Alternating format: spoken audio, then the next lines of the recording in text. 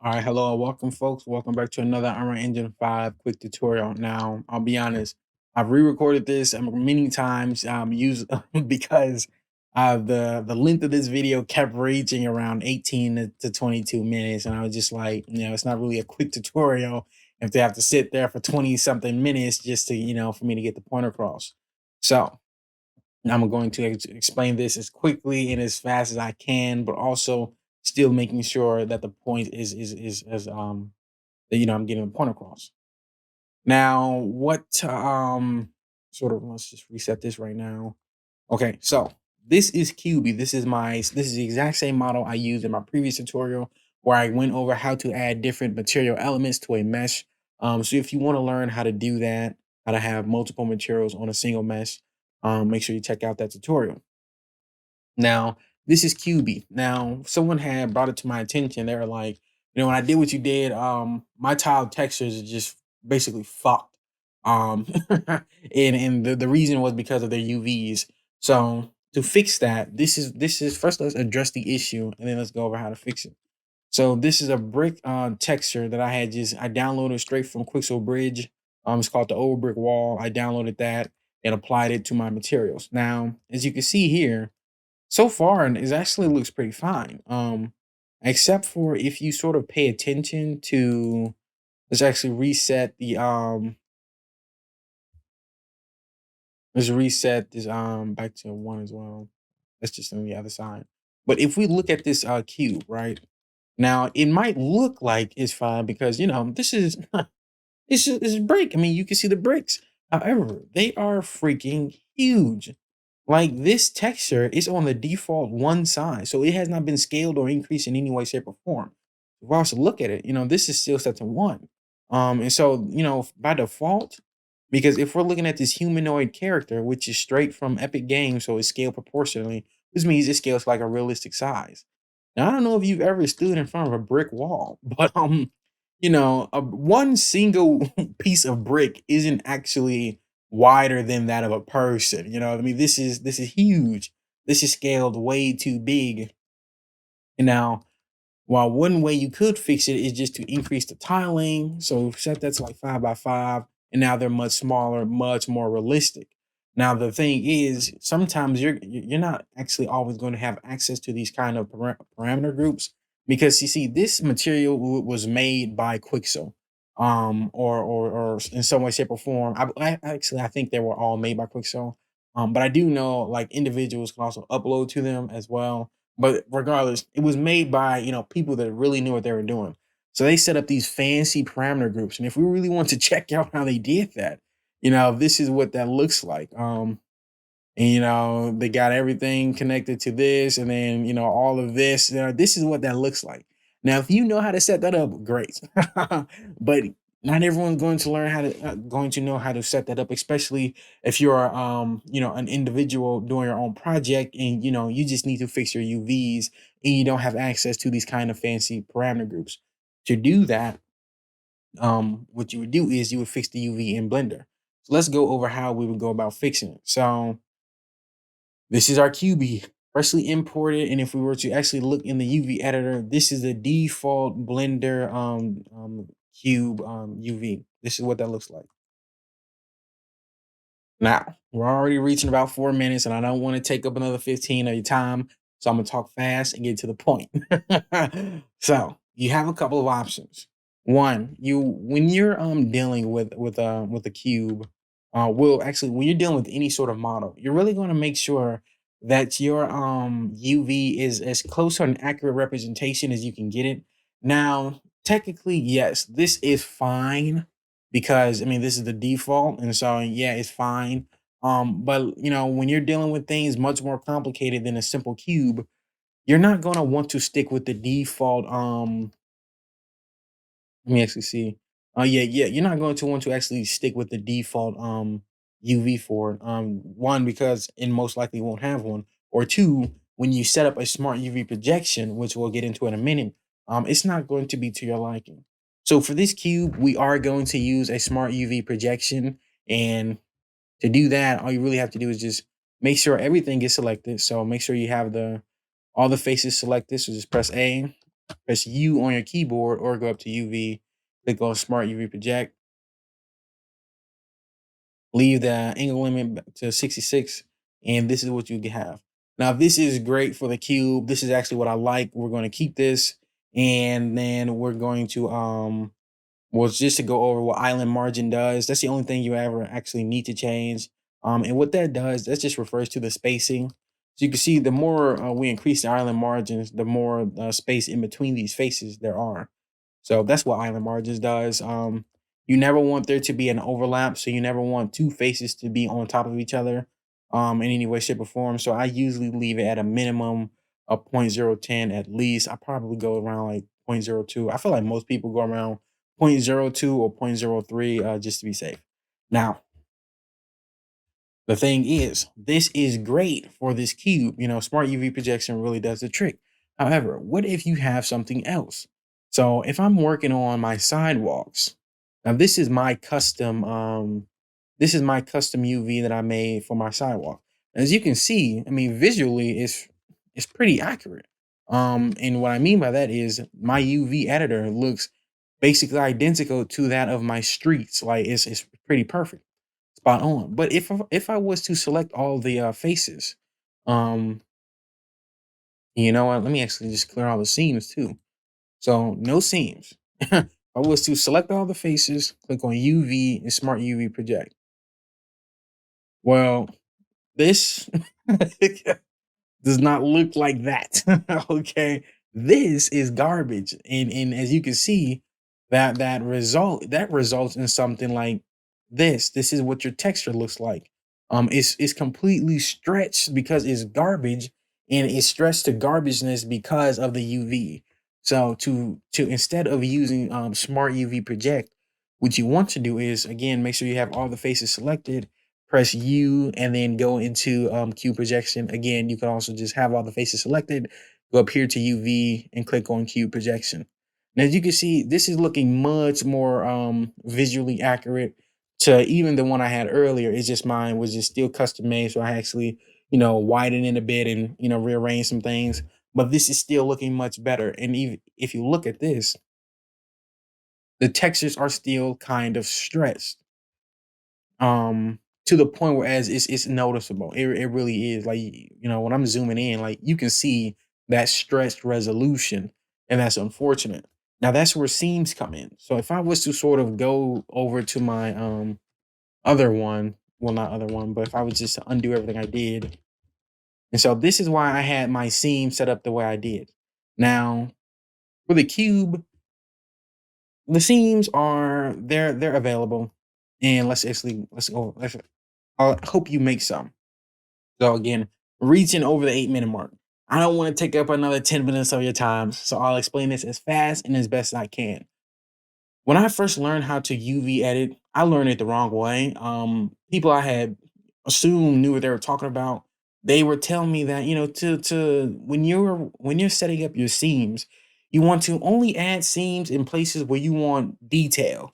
And it's just like, well, you know, when you're a beginner in the realm of UV editing, you're gonna want detail everywhere. So, you know, I would go in and just add seams all over the place and that because I'm just like, well, I want more detail. But then, you know, when I would project it and try it out, it never turned out right. And so I actually learned that seams are literally realistic seams. It's the exact same thing. So if you've ever seen um anything in real life which has multiple sort of materials or multiple textures, right? So if you're looking at something and you can see um like multiple designs, right? Now at some point, if you're looking at two different designs, there is going to be a sort of a line, right? And that line is going to be a division line. And so what that means is on one side of that line is going to be one kind of texture, and on the left side of that line is going to be another kind of texture. Now that line is not actually called a division line, it's just dividing the two textures. Um, but that is actually called a seam. So that's where you would add a seam. And that's where seams exist in real life, and that's where you would add them inside of Blender on your model. So real quick to sort of help get the point across even further. If let's say I had this green and this blue one, right? So let me actually go ahead and oh, okay, this is actually perfect. So if I have these two green ones, right? Now, this is there would be no division line here because this is a green texture, this is a green texture. I want these, I mean, they're the exact same texture. So there should be no seam in this middle because there's no division line. However, if I have one green texture and then another one is a blue texture, well, where would the division line be? The division line would be where the two textures separate, and that is here. That is along this edge. So that means I would add a seam on this edge. And to do that, again, make sure you're in edge select mode, press U, mark seam. And so that means for this one, I wouldn't have that. But for this one and this one, I would. So let's go ahead and mark seam for there as well. Now, another pro tip I actually learned was that it's smart to always have seams on the faces that are not going to be visible to the camera or to the character in any way, shape, or form. So if we're looking at this cube, if we're orbiting around this cube, right? What is the one face we can't actually see? It's the bottom one. We can't see the face at the bottom because it's on the ground. Like you really can't. You would actually only be able to see it if you were in unlit mode. You went underneath the map, and then we could see it. But you're not going to be doing that in game, obviously. So anything sort of directly connected to a wall, that means like you just won't be able to see that face. You should add seams there as well. So because the bottom is going to be on the ground, we can go ahead and add some seams. Um, let's go ahead and mark that seam. And now at this point, now what about the top? And what about the well, we already know this one doesn't need one. But we're reaching a little long of this tutorial, so I'm gonna, sort of get to the point. Now, what about the top? Now, the top here is this. Because this is an orange texture, we are going to want a seam because this is a completely different part of the model. And so let's go ahead and add seams here, here, here, and select all those, mark seams. Now, if we were to hit select all, go to Smart UV Project, this actually looks identical. And if we were to go to cube projection, this looks terrible. So for this cube projection is not necessary. Again, I did that for my sidewalk. This is a very much more complicated mess rather than just a simple cube. But as you can see, when we do a Smart UV Project, this is still the exact same UV. There's no changes. And the reason is because it's a simple cube. But if we were to do something like this, so if I was to sort of clear all my seams, go to UV, go to Smart UV Project, this is what we have. We talked about this. This is garbage. If I was to cube projection, this is more accurate, but still stretched. Remember, we talked about this. It's still stretched. We don't want that. So what happens? We add seams. Now, this is a lot of seams, and I'm not about to go over how I set this up. But as you can see, there's much more attention to detail. And when I actually check the UV, this is what my UV looks like. And the model is not nearly as stressed as it was. And in fact, when I actually open that project inside of Unreal Engine, it looks great. It's not open right now. I've re-recorded this too many times. I thought I left it open, but it is not.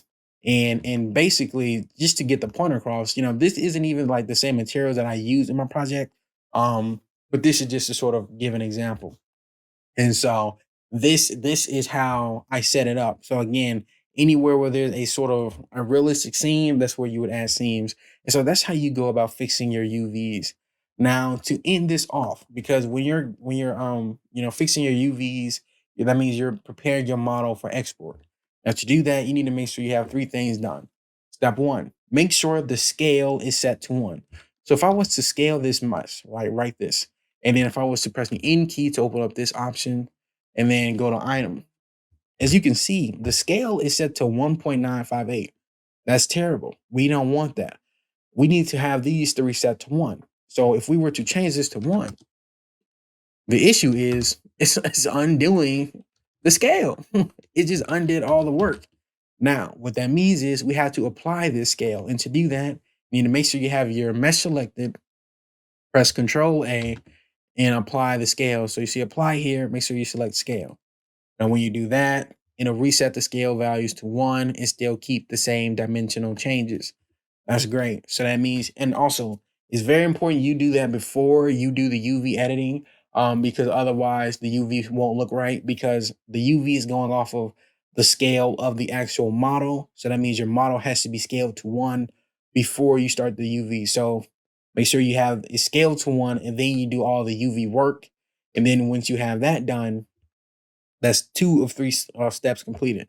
The last step you need to make sure is you check for the normals on the faces.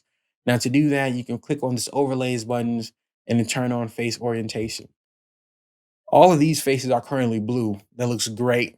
Now, if for whatever reason your faces are looking red, so if I was to flip this, and this is you're seeing something like this, you need to flip those faces.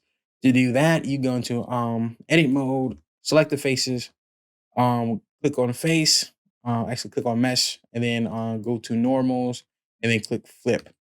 And that's how you would fix that.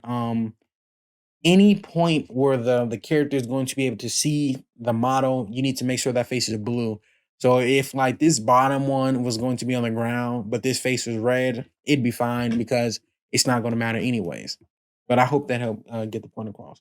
Once you have those 3 things done, once you have it scaled to 1, once you have applied the scale, once you have done the UV editing, and once you have checked the normals, then you can export it and import it into Blender.